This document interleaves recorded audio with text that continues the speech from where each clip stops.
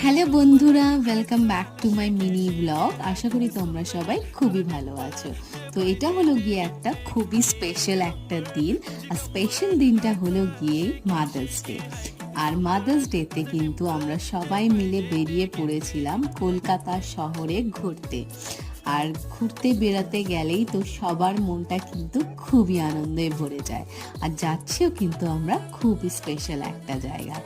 আর দেখতে দেখতে কিন্তু আমরা পৌঁছে গেছি আমাদের স্পেশাল জায়গা, মানে হচ্ছে নন্দন। নন্দনে আসলে কিন্তু টোটাল কলকাতার একটা সুন্দর ভাইবস পাওয়া যায়।